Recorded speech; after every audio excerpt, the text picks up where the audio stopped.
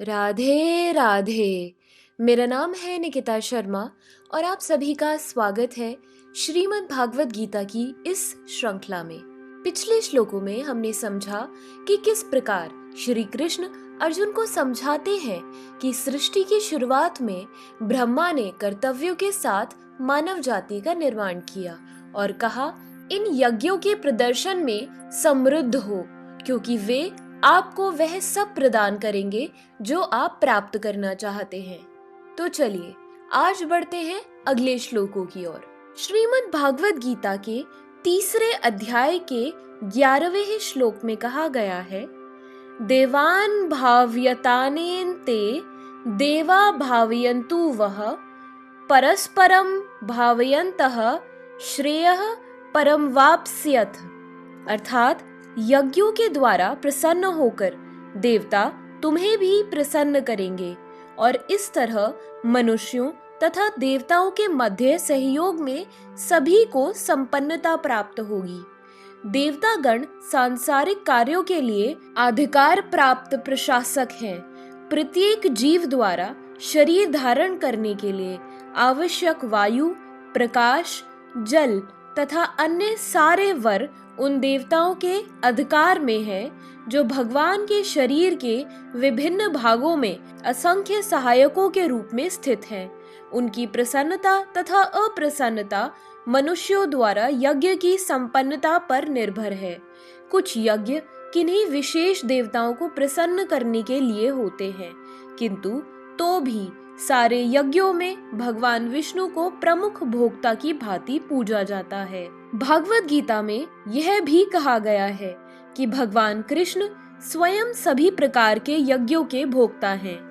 अतः समस्त यज्ञों का मुख्य प्रयोजन यज्ञपति को प्रसन्न करना है। जब ये यज्ञ सुचारू रूप से संपन्न किए जाते हैं तो विभिन्न विभागों के अधिकारी देवता प्रसन्न होते हैं और प्राकृतिक पदार्थों का अभाव नहीं रहता। यज्ञों को संपन्न करने से अन्य लाभ भी होते हैं, जिनसे अंततः भव बंधन से मुक्ति मिल जाती है। यज्ञ से सारे कर्म पवित्र हो जाते हैं, जैसा कि वेद वचन है। यज्ञ से मनुष्य के खाद्य पदार्थ शुद्ध होते हैं और शुद्ध भोजन करने से मनुष्य जीवन शुद्ध हो जाता है। जीवन शुद्ध होने से स्मृति के सूक्ष्म तंतु शुद्ध होते हैं और स्मृति तंतुओं के शुद्ध होने पर मनुष्य मुक्ति मार्ग का चिंतन कर सकता है और ये सब मिलकर कृष्ण भावनामृत तक पहुंचाते हैं, जो आज के समय के लिए सर्वाधिक आवश्यक है। 12वें श्लोक में कहा गया है, इष्टान भोगन ही वो देवा दास्यन्ते यज्ञ भाविताः तैर दत्ता प्रदायेभ्यो यो भुक्ते स्तेन एव सह। अर्थात जीवन की विभिन्न आवश्यकताओं की पूर्ति करने वाले विभिन्न देवता यज्ञ संपन्न होने पर प्रसन्न होकर तुम्हारी सारी आवश्यकताओं की पूर्ति करेंगे। लेकिन जो इन उपहारों को देवताओं को अर्पित किए बिना भोगता है, वह निश्चित रूप से चोर है।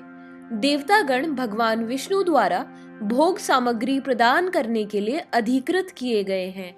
अतः नियत यज्ञों द्वारा उन्हें अवश्य संतुष्ट करना चाहिए।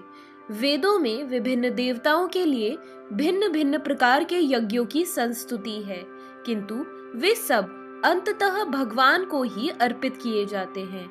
किंतु जो यह नहीं समझ सकता कि भगवान क्या है, उसके लिए देव यज्ञ का विधान है।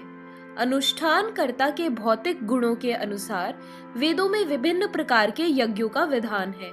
विभिन्न देवताओं की पूजा भी उसी आधार पर अर्थात गुणों के अनुसार की जाती है।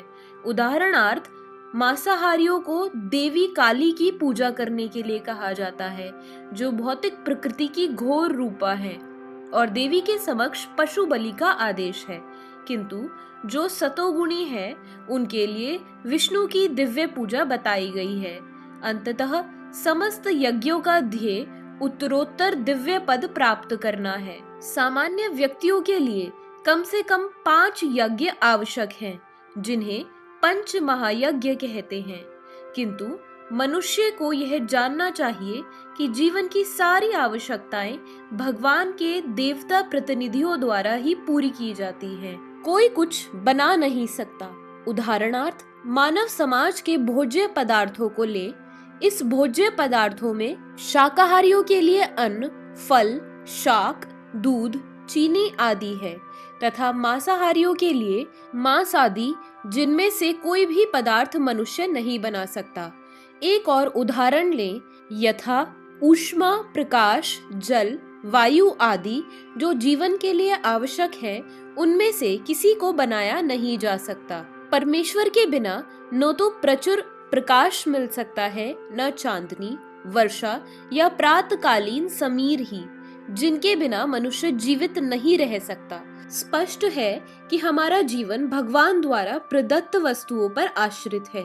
यहाँ तक कि हमें अपने उत्पादन उद्यमों के लिए अनेक कच्चे मालों की आवश्यकता होती है, यथा धातु, गंधक, पारद, मैंगनीज तथा अन्य अनेक वस्तुएं, जिनकी पूर्ति भगवान के प्रतिनिधि उस उद्देश्य से करते हैं कि हम इनका समुचित उपयोग करके आत्म साक्षात्कार के लिए अपने आप को स्वयं एवं पुष्ट बनाएं, जिससे जीवन का चरम लक्ष्य अर्थात भौतिक जीवन संघर्ष से मुक्ति प्राप्त हो सके। यज्ञ संपन्न करने से मानव जीवन का यह लक्ष्य प्राप्त हो जाता है। यदि हम जीवन उद्देश्य को भूलकर भगवान के प्रतिनिधियों से अपनी इंद्रिय तृप्ति के लिए वस्तुएं लेते रहेंगे और इस संसार में अधिकाधिक फंसते जाएंगे, जो कि सृष्टि का उद्देश्य नहीं है, तो निश्चय ही हम चोर हैं और इस तरह हम प्रकृति के नियमों द्वारा दंडित होंगे। चोरों का समाज कभी सुखी नहीं रह सकता, क्योंकि उनका कोई जीवन लक्ष्य नहीं होता। भौतिकतावादी चोरों का कभी कोई जीवन लक्ष्य नहीं होता। उन्हें तो केवल इंद्रिय तृप्ति की चिंता रहती है। वे नहीं जानते कि यज्ञ किस तरह किए जाते हैं, किंतु चैतन्य महाप्रभु ने यज्ञ संपन्न करने की सरलतम विधि का प्रवर्तन किया। यह है संकीर्तन यज्ञ, जो संसार के किसी भी व्यक्ति द्वारा जो कृष्ण भावनामृत के सिद्धांतों को अंगीकार करता है, संपन्न किया जा सकता है। इसी के साथ हमारे आज के श्लोकों की वीडियो समाप्त होती है। अगर आप सभी लोग श्रीमद् भागवत गीता की इस श्रृंखला में हमारे साथ हैं, तो हमें अपने विचार कमेंट सेक्शन में जरूर बताएं और इस श्रृंखला को अपने परिवारजनों और मित्रगणों के साथ जरूर शेयर करें। तो मिलते हैं अगले श्लोकों के साथ एक नई वीडियो में।